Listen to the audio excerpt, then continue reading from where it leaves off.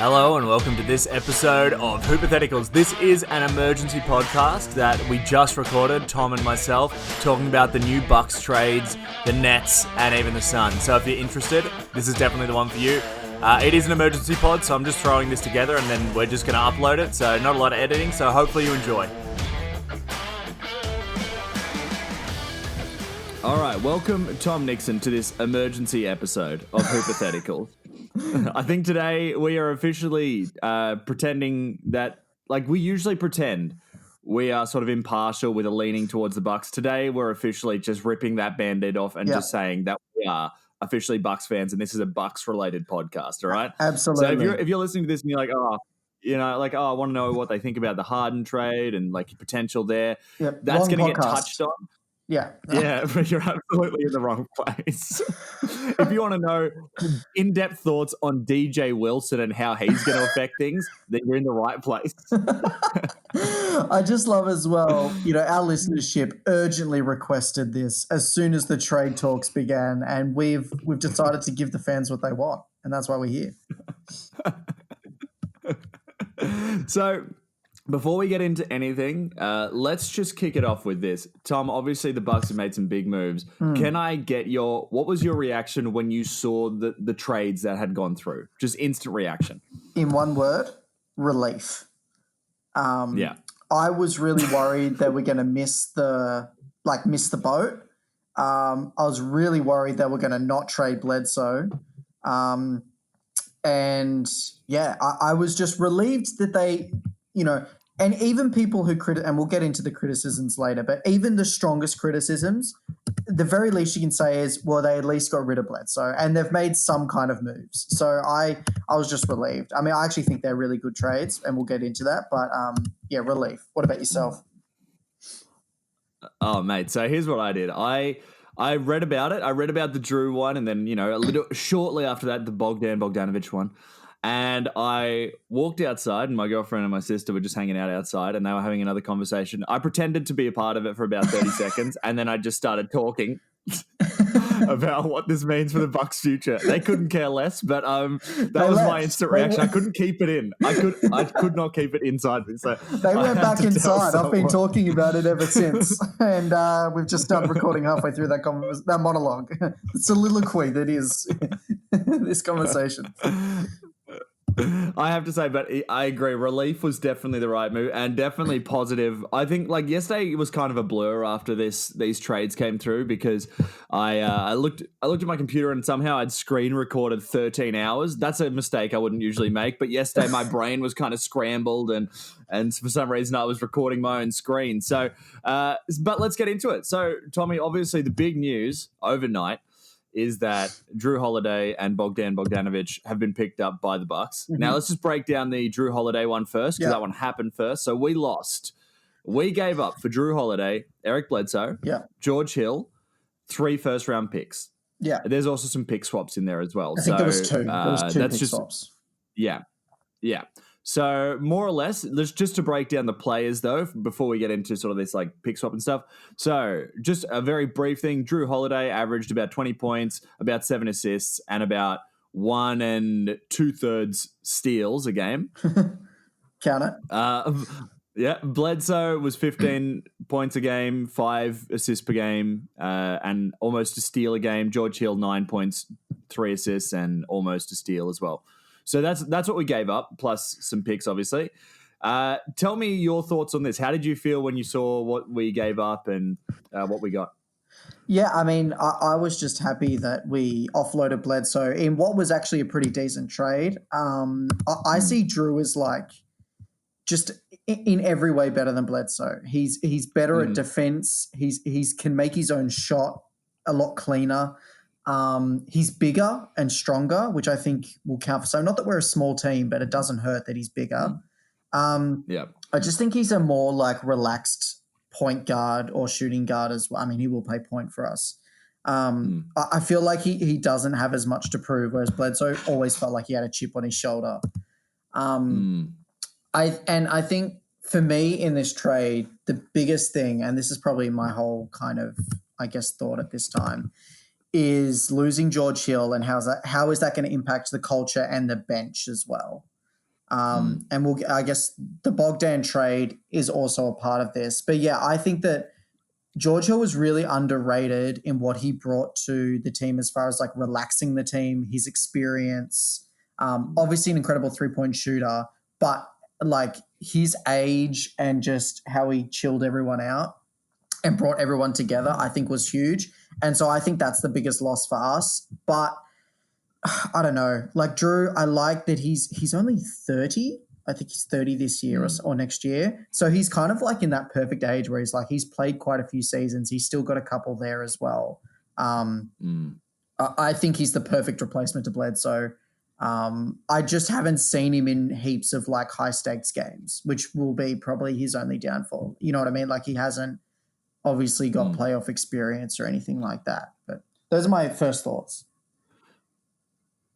Yeah, and I completely agree. I think for me, the thing that I read even more than the Jrue acquisition was the Eric Bledsoe getting rid of that. That was, I think, if you're not on any of the Bucks forums, I feel like that was what everyone was screaming for. Because we know, I think Bledsoe's sort of stats sort of mask what he is in a lot of ways. So he, on paper, he's a really good player because he's just sort of your standard like playmaker a little bit. He can score at the rim, and he's quite big and he's defensive as well. You'd look at his first and second team defenses recently and go, okay, that's what we're picking up. But what you're not seeing in that equation is the drop off between regular season and postseason, which is obviously where the Bucks have seen a massive drop off, and was why everyone was just waiting to get rid of him. So and that's basically the biggest like addition by subtraction is. A lot of people are saying a lot was given up for Jrue Holiday, given that he's, sort of on the fringe of being an all-star. I think that was in the West. I think he, if he plays about as good as he plays for the Pelicans on the Bucks, there'll be a lot more eyes on him, especially if they're heading at the number one seed again. And so, so I think for us, it's good. We had to give up something good. George Hill, you and I talked about even in the offseason how important he was going to be in sort of trades that people like would probably have to give up someone like him and a Dante DiVincenzo. And it turns out we did.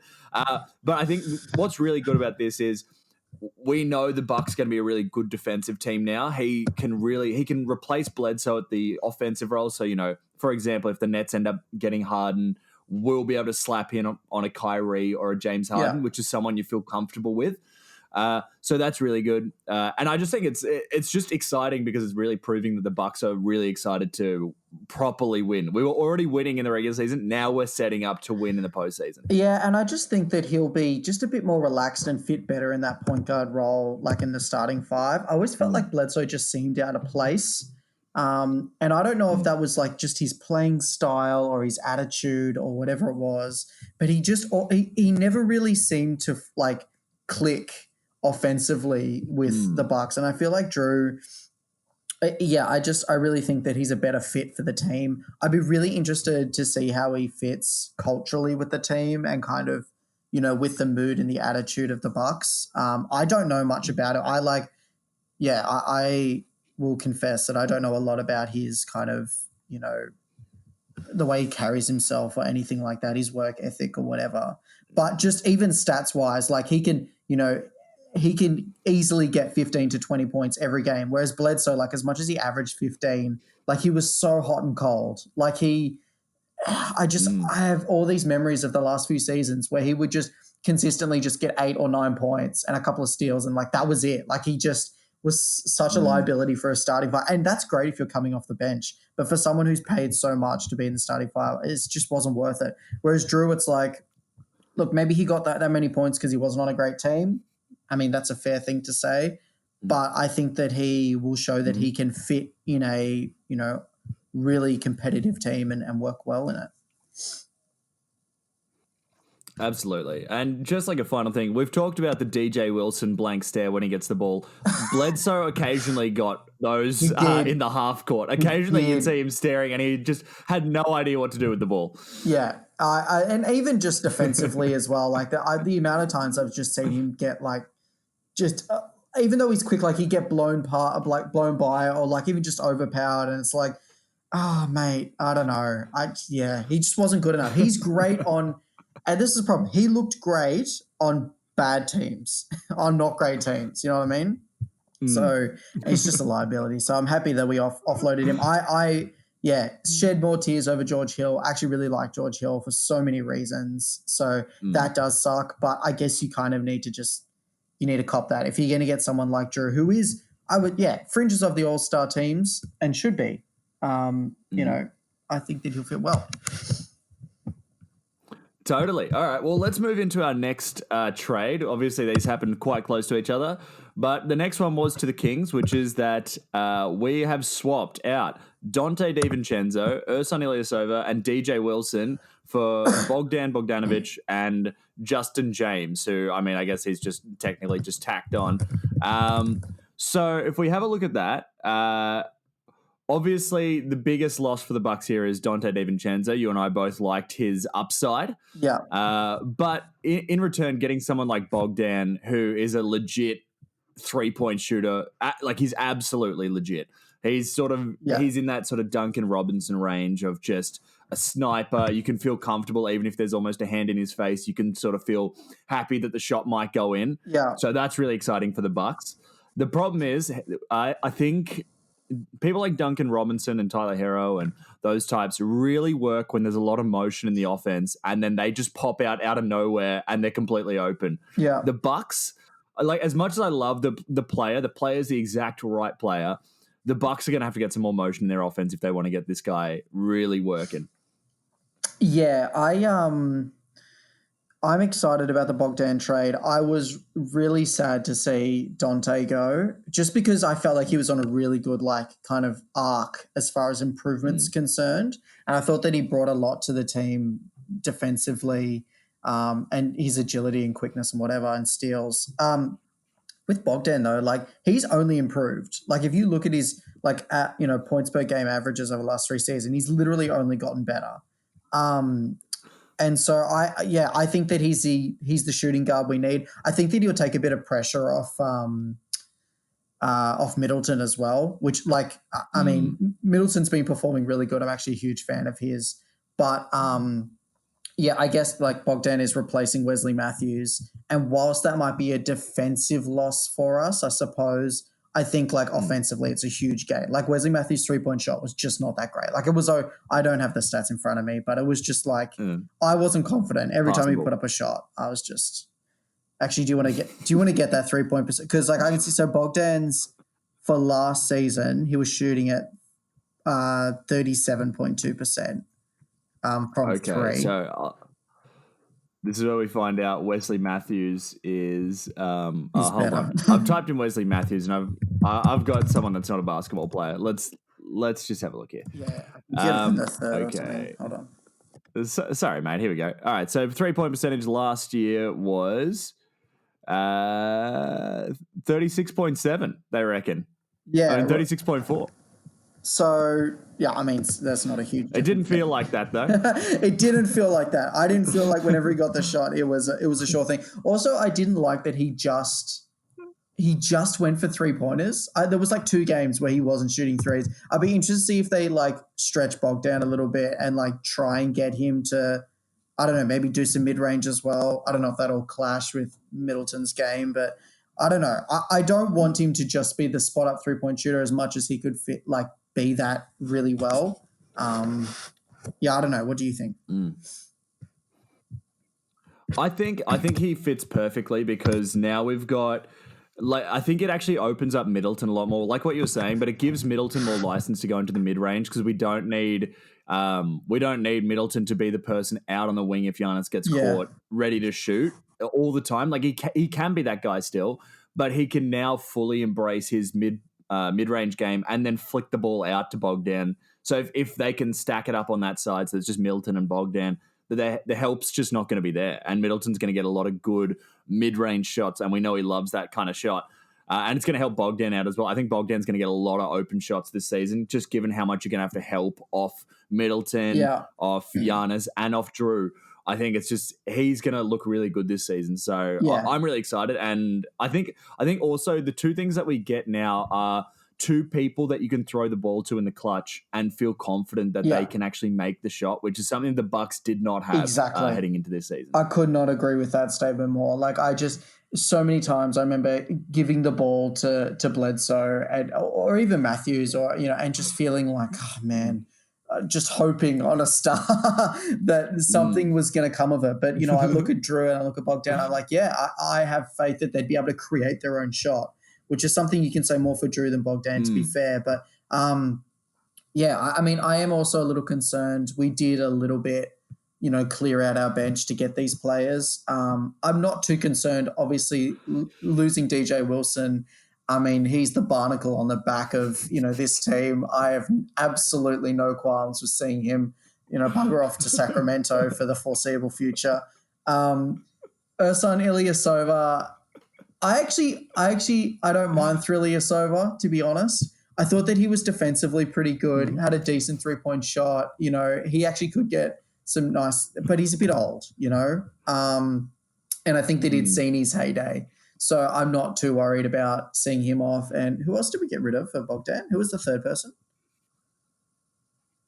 So Bogdan, we got rid of DJ Dante. Oh, Dante, yeah, that's the biggest loss for us because he was like a starter and a really quality bench player. I kind of wish we'd gotten rid of Pat Connaughton instead. So I'm interested to see where we're going to go from here. I'm also interested, did Kyle Korver retire yet? Good question. I don't think so. Maybe he did. Let me plug that in. I'm gonna Google that as well. Oh, cool.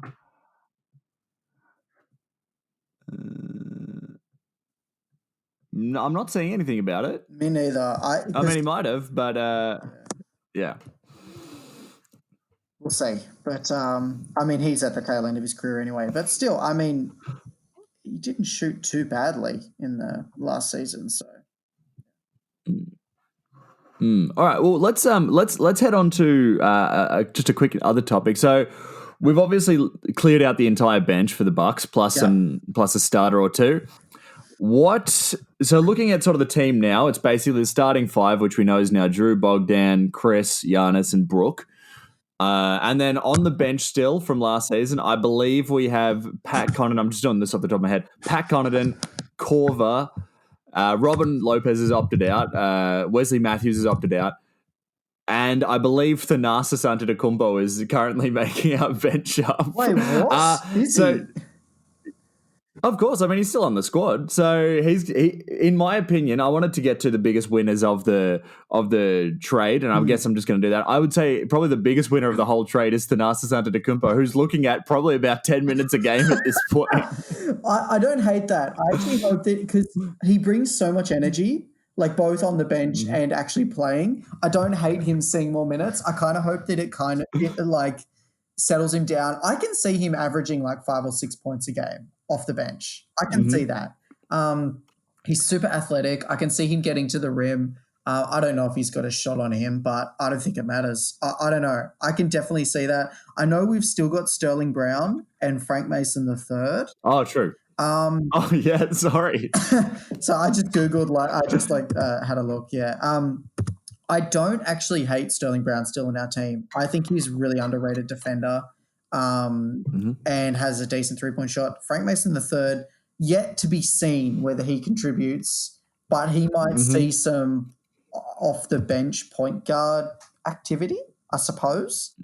I think Thanasis really was the winner. He's looking at some serious 10 minutes a game from now on.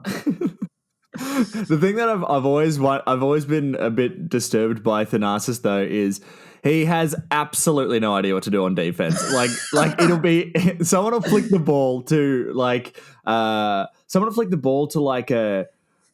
a Robert Williams on the Celtics, and he'll go double team him. It's like, mate, you were guarding Tatum. The amount of times I've just seen him get too excited as well. Like you see him get flicked the ball on an offensive play, and he just seems so excited and almost like hyperactive, to be there, that he'll just end up getting the ball stolen from him, or he'll like fumble it, or he'll like just put up a really wild shot. And it's like, mate, just relax. Like, I know you only get, minus 2 minutes a game of, playtime, but you need to just relax. I mean, so I'm hoping he can kind of channel that excitement into something productive. I don't know why Giannis doesn't sit him down and go, look, we are more or less the same body type. Like, just do what I do. Do you know what I mean? Like, I know Giannis is a bit bigger and a bit longer, but like, surely he could just like be a poor man's Giannis and still get some points. Yeah, he's like, mate, just because you have the ball, you don't have to sprint around the court. You're allowed to stand still sometimes with the ball. It's okay. Legit. Oh man! All right. Well, since we've done the biggest win, let's do the biggest loss. And what is the biggest loss from these trades? Do you reckon, Tommy? For the Bucks, our biggest loss is easily George Hill. For the immediate, but probably in the long term, I think our loss is Dante DiVincenzo. I don't know how he's going to end up, in the future. But if as far as his improvements concerned in the last season, I can see him being like a pretty decent point. I can't see him being like the most incredible player in the NBA or like super dangerous, but I can see him being a really good off the bench point guard for many years if he keeps improving. Especially since he's got experience with the Bucks now. Like, I think that'll really play well into his career. So that kind of sucks that we lost him. I don't really give a rat's about the loss of our picks and the trade swaps and all this kind of thing. I actually think that those are kind of overrated. Like, at best, you're getting a pick of someone who's never played in the NBA but who's been good in college. Like, I don't rate that as a super valuable thing, as much as it can be useful and good for a team that's struggling. But the Bucks isn't looking like they're not looking to rebuild or find some star player from college. You know what I mean? Like, they're where the team's at the moment. They're trying to put pieces around Giannis and Middleton and win a championship. So they're not looking for a pick. You know what I mean? They're looking to trade. And so I think that they used these picks, in inverted commas, like quite usefully to pick up some decent trades in Jrue. Yeah, totally. And I think like the other thing as well, all the Bucks picks are going to be pretty average for the next couple of seasons, just given how good the team's going to be. Exactly. Like they're not looking for the number one pick. Yeah. They're looking for the 30th pick. Which means nothing. That's going to be their pick in the draft. So it's not. Yeah, absolutely. It's like you could get, like a Draymond Green type there, or you could get some guy who never sees a minute in the NBA. So it's not really, it's not a massive loss. Yeah. All right, so let's just run on to the next topic here, which is that I was watching a little video today. Kendrick Perkins, former NBA player, says that the Bucks now have the best starting five in the NBA. What do you think? Do you think that feels right or not? I'm trying to think. I think it's a really good starting five. I don't know if it's the best. I think it remains to be seen. Again, I know I talk about culture a lot. I think it remains to be seen how they gel as a team. That's the real pick. I think that people think that if you put various big names together, then all of a sudden that's the best starting five. And that's why I'm really bored with this kind of Nets talk about Harden going to the Nets. And we can get that in a moment. But like, I still think the best starting five is probably the Lakers, just because they were incredible in, all of last season. But this is, if not the best, definitely the second or third best. And I think that they made the best, the team with the best record in the NBA for 2 years in a row have an even better starting five, which is, there's something to be said for that. Yeah, totally. I think it's probably the best starting five if you were to average out all the different positions and you compared it to every other team and you looked at the averages. I'm sure the Bucks probably have the highest average of like player, because the worst player there is Brook Lopez, and he's a former like star for the Nets. So that's in that sense, it's really good. But yeah, I think they are a really good starting five, and I think it's good. What this gives them is a flexibility that wherever your weakest point is, they've got someone that can attack that point now. Yeah. So if it's, if you've got a sort of defensively liable like shooting guard, now we've got a shooting guard that'll run around and torture that person. Or, if your point guard is someone that doesn't really defend, now we've got Jrue Holiday that you're going to have to use. And, and we can just do that up and down the line. Like even Brook, if you've got a just average center, we saw in the playoffs, you can just toss him the ball in the post and he can at least get something going. So I feel like that's really good. We've got a lot of options and a lot of places to sort of hit people. Yeah, I just think they'll complement Giannis so well as also, he's really at the peak of his career right now.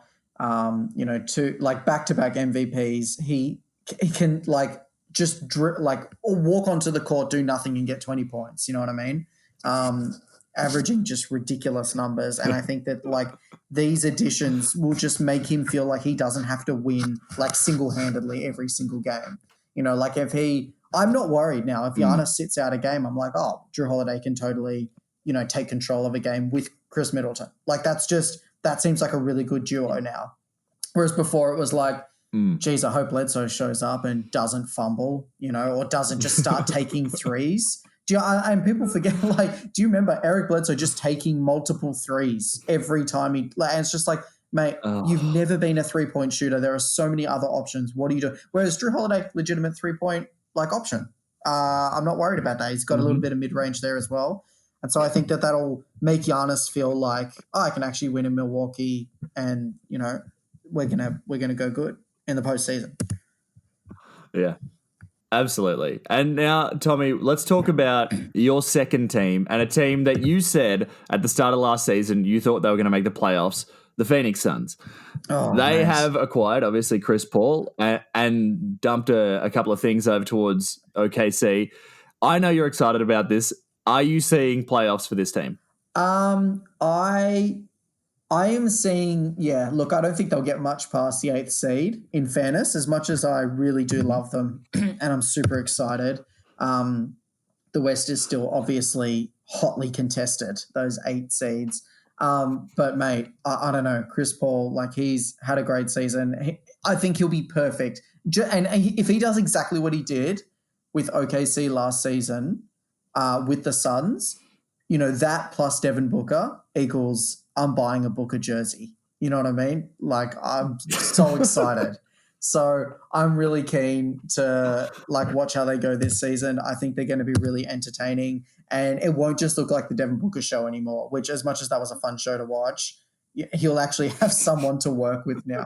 And they've also still got a lot of talent, even though who did they trade? It was like Rubio, Oubre. Yeah. It kind of sucks. I really like both of those players, but I mean, you got to do what you got to do. Absolutely. And I think what's fun is they were already a fun team, and I think Chris Paul is a really fun player. I think they just become such a fun team to watch this season. Yeah, they'll be really entertaining, and I can see them getting the 8th seed and giving like the Lakers or the Clippers or whatever real like pain in the backside, for the first round. And maybe even an upset, I can definitely see them being an upset and then getting knocked out in the second round, and who cares, but like just being like, we really didn't want to face this team, because Booker can just get hot, Chris Paul, and then Chris Paul can just see you through the end of the game. So I love that for them, and yeah, I'm really keen to watch. I'm 100% on the bandwagon, mate, well and truly. Amazing. You've hitched a ride. It's good to see, Tommy. No, I think they're going to be a really fun team. All right, well, let's get into the other one that's had a lot of chatter, which I feel like will be maybe your least favorite team of all time, which would be the Nets with Kyrie and James Harden and Kevin Durant. Now, when I saw this, I instantly thought you are not going to like this at all. Tell me a bit about your thoughts on if James Harden goes over to the Nets. Do you know what I don't like? And I've said this before in previous episodes. The thing I like the most about the Nets is when Kyrie wasn't playing. Like, they were such a gutsy team, and they had so much like chutzpah. You know what I mean? And now I just feel like having the two All-Stars. I actually don't hate KD. I think that he is quite humble and I think his humility will actually play well into that dynamic. But I'm worried, like Kyrie, I don't know, man. And if Harden goes there, which I don't know how they can afford him. That's the thing I don't get. And maybe I just haven't looked into it enough. But I cannot see those three players working harmoniously. When KD went to like the Warriors, everyone was humble enough to go, okay, we need to share this pie, like the scoring pie, so to speak. But and I think that worked because Clay and Steph, they're pretty humble dudes. They want the team to win. They're not. I don't think that they want to just be all about me, sort of thing. But I look at these three players, and KD's definitely, I think, got that attitude, especially now that he's had the injury. He probably, knows his limitations a bit more. But I cannot see Kyrie and Harden harmoniously scoring, next to each other. I can't even see their games, the way that they approach the basketball game working well. I don't know how that's going to work because Harden always goes ISO and Kyrie also does that. You know what I mean? So there's no way you're going to see Harden just sit on the wing waiting for an open 3-point shot. You know what I mean? Or Kyrie doing the same thing. I just can't see that. So I think that this is all talk. And if it happens, I think it'll be a beautiful train wreck because I think that the Nets will just – everyone will be like, oh, they're going to be amazing, number one seed, la-di-da-di-da. And I think that they'll just implode. So – I think, the thing that's really going to scare me, and it's unfortunate for Steve Nash, who this is his first season coaching, is he's going to have 3 players that are all the first option on every other team they've been on, and now going to be one of them has to be the third option for this team. Who do you pick? So one of them is going to get. I think I think Kyrie's got to be your third option. Really? You've just got the score. Depending on how KD comes back, but if he comes back pretty much the same, Kyrie, to me, is the worst option out of those 3. What do you reckon? Yeah, I agree. I mean, the only thing, because KD, you're never the same after you do an Achilles. So he's not going to be as athletic. He's still going to have the shot. He's still going to have his crossover, but he's not going to be as athletic. So if Kyrie can actually just not injure his finger, whatever he did, and not be a mad just princess, I think that KD will have to take that back seat a little bit. But I actually think that might work. I think that would be okay. If KD, he goes, all right, I'm not who I once was, but I can still put up 15, 20 points. That might actually work, play into Kyrie's hand well. I still cannot even fathom how Harden would fit into that because he's the star. You know what I mean? And I don't know how they would work off that team well. And I just feel like it's not going to do the rest of the bench and the starting, players any favors. I feel like they'll just Jarrett Allen was great. I thought that he was so good last season. And I just feel like they're going to feel deflated. Oh, why am I here? This game's all just these 3, and they won't play this gutsy brand of basketball, which is so fun to watch. So I don't know. I still don't think the trade will go ahead, to be honest, man. Fair enough. And I just quickly on what I would think if I saw this, the thing that I'm going to see will frustrate them to no end is that their guards cannot guard anybody. So exactly. If you've got a decent guard, it'll frustrate the team because they'll miss rotations and all of a sudden, teams will go on 12-0 run if they can't put the ball in the bucket. And the team will have no answer to it. They don't have someone to throw and go let's just at least throw this person on. Or if they do, there's some second stringer, third stringer guy whose whole game is defense and he can't play a lick of offense. Exactly. Who's the defensive option on this team? And what if they just start missing threes? You know what I mean? Because it's kind of watching the Rockets last season. Once they go cold, it's just you're watching shooting practice for the under 15s. You know what I mean? No one's hitting anything, and it's what's the point? Your whole game plan is scrapped. And so I'd be really interested. What if Kyrie starts missing, Harden starts missing, KD's kind of just getting a couple of mid ranges every now and then, and they've got no one to defend people like Jrue Holiday. You know what I mean? Or Giannis. I just see I can just see Giannis just bowling over KD every single time. You know what I mean? Just literally pushing him out of the way, bully ball style. And KD's not going to be able to do anything about it. And who else are you going to put on him? Jarrett Allen? Nah, mate. Yeah. Yeah, no. Hopefully it happens just so we can see it implode. Tommy, I wanted to do one final segment with you that I wanted to test out. Hopefully it'll be funny and we can make it a regular one. But Tommy, I'm going to give you the job. Just in 1 minute, you've just got to sell me on this player, all right? You're their agent. Okay. You've got to try and get them the next contract, and it's got to be a big one. You don't know who this player is yet. I'm going to reveal it to you now, okay? You've got 30 seconds or a minute to tell me why this player should get a better contract. Your player is, of course, DJ Wilson. Sell me on him. Oh, mate, you've done me dirty. DJ Wilson, I think he looked bad because he was on the best team, and he didn't get enough minutes. We know that he's big. And I think that if on a team where he can get a few more minutes, he can be a defensive option against other bigs in the power forward position. His 3-point shot has been improving slowly. And I think that if he worked on like a hook shot or a little, fade or something like that, he could be a good option. DJ Wilson is not worth much, but I think that he could be a good off the bench, 10 points a game sort of vibe on a team like, I'm thinking the Bulls, the Hornets, even like the Cavaliers, Sacramento. Hey, why not? So he's got potential. He's still young, he was born in 96. Oh man, he's super young. He's only 24. So he's still got potential, he's got weight, he's 2 meters tall, man. I don't think I think if with a bit of good coaching to increase his basketball IQ, that'll go a long way in using it, that with his athleticism that's already there. DJ Wilson can be a good off the bench option for any coach. Yeah, absolutely, and well done, Tommy, to improvise such I hated every word I said then. It's tough when your ideal teams for him are the Cavaliers, but look, what are you gonna do? It's DJ. And I think if you're absolutely, and if you're the agent, you'd be telling them, don't look at Low Light Central. Just keep your eyes firmly away from there. He had one really good game last year. Legit. He had I cannot remember it, but it's out there. It does exist in the highlights on YouTube somewhere. And he put up like 20, 25 points. I don't know how many of our team was out, but he put up some points. He was hitting shots. He looked great. He has a decent hook shot, kind of like kind of fade away, just, outside the key sort of thing. So, he can score. It doesn't happen much. All right. Well, Tommy, thanks for jumping on this emergency pod. I'm glad that we managed to squeeze one out that's actually newsworthy. So that's pretty exciting. But, mate, thanks again for jumping on. It's been a pleasure, mate. And I look forward to the next season. I cannot wait for the 22nd of December.